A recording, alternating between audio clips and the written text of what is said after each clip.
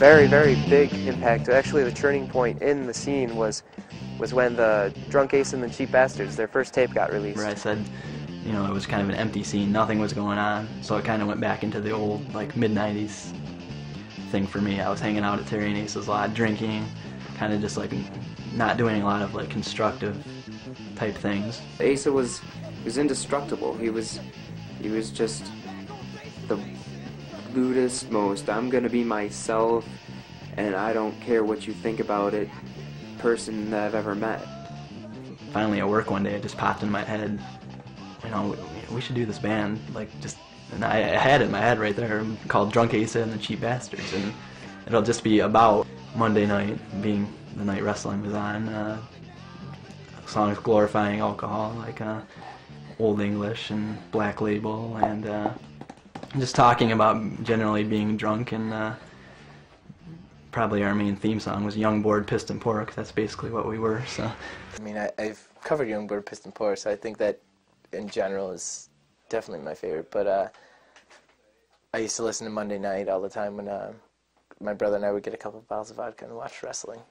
My first band with Eric and Wade, pre-Dregs, was Crazy Bob, and we played a talent show at the high school, Albion High School, and Jay came out with our friend Jocelyn to check it out and dug the music and asked us to play the first week's end show, basically. So like Crazy Bob was those three guys, Sean, Eric, and Wade. And once I joined the band, we renamed it the Dregs, and we played there. And we were pretty much the only band around. It was basically us and a band called Don't Know Squat that would play there. That was about it.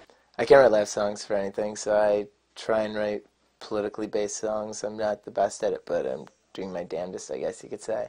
Or just about, you know, my personal beliefs on, like, you know, living your life the way you want and trying to be as free as you can. So. Yeah, what's up, everybody? We're the Defilers, and yeah. We're here to defile you. Brutality.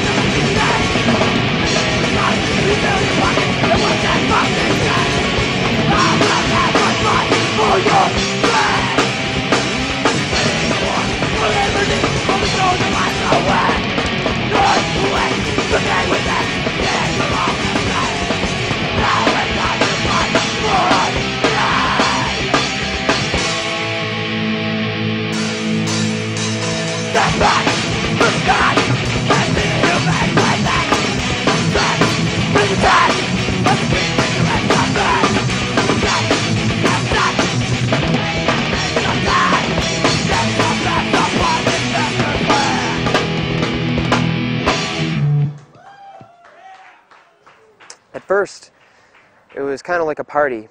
The people that we knew would come and watch us, and we'd hang out and drink in the parking lot, or just get all wasted beforehand and get on there and just rock out and do our thing, and, you know, just have a good time. And all our friends, you know, would just be there and support, and half of them were in other bands too, and we'd be there to support them. And back when I first played guitar, like before even Weekend was there, like I used to rock out with Joe, our drummer of Fire in the State.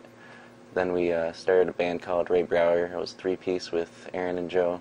And then we started playing shows. I think that's when it started getting established, right? And then we added Jason for Fire in the State, and then started playing shows there. Since we were the first band that kind of started becoming popular, and we were one of the first bands that, like, started having, like, a following that wasn't just the other kids in bands showing their respects or just coming out to hang out with us and stuff, like, since we started to develop that, like, it kind of, at first it kind of became like a little bit of an animosity, you know, people kind of like blamed us. They have such a tight, devout following that they'll come in, see the band, as soon as the band is done playing, that group leaves. They don't stick around for any to see any new faces, any newer style of music. And tonight's going to be interesting because we have some headliners that haven't played in 2 years. Once those bands are done, it's like the parting of the Red Sea. They just go their separate ways. That kind of changed. You know, everybody kind of got comfortable with us, and and we weren't writing too much, and we didn't play there like all the time. So like other bands started getting their chance, and kids started to realize that there's a way that you could hear music without watching TV or MTV or TRL or any of that bullshit, or listening to all that crap that's on the radio. Like you know, your buddy or some kid in your geometry class up the street could have just as good of a band, could be writing just as good of songs.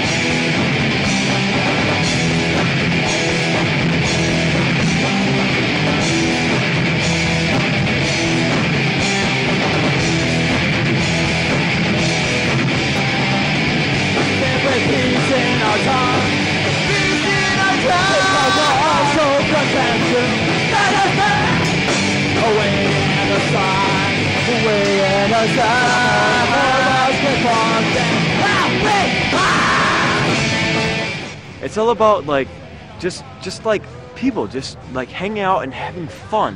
You don't have to drink to have fun.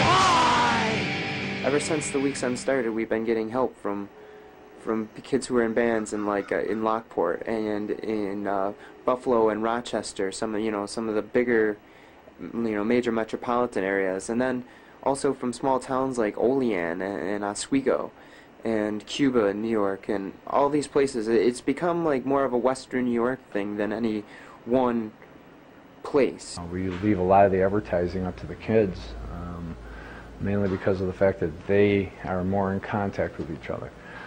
Example, a lot of the Medina kids that are going through our BOCE Center go through the graphic arts, and they just have the mass production of flyers, and I'm not even certain if they submit those for grades or not, but there was a show a couple of months ago, somebody printed off 1,000 flyers and stapled them to every telephone pole in Gasport, New York.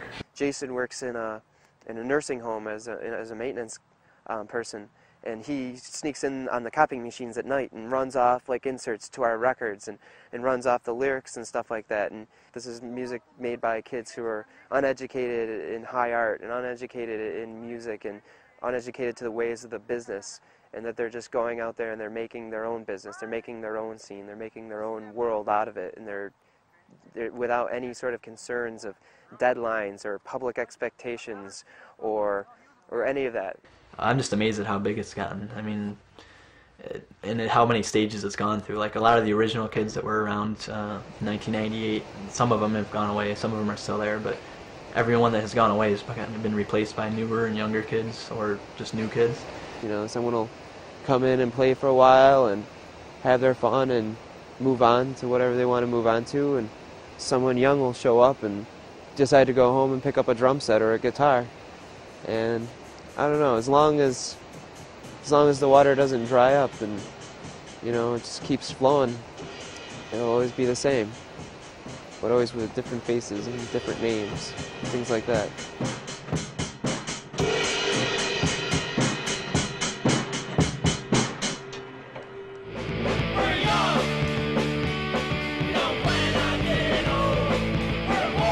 Can I swear? All right. It was a small shitty town. And Sorry about swearing in your documentary, but I'm not on Next Stop Records anymore. They bent me over the wood pile and they shot snowballs at my ass.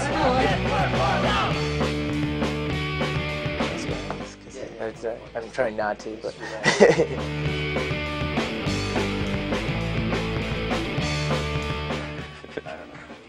That's tough. I'm so ripped. Those beep, beep, beep, beep did not call me.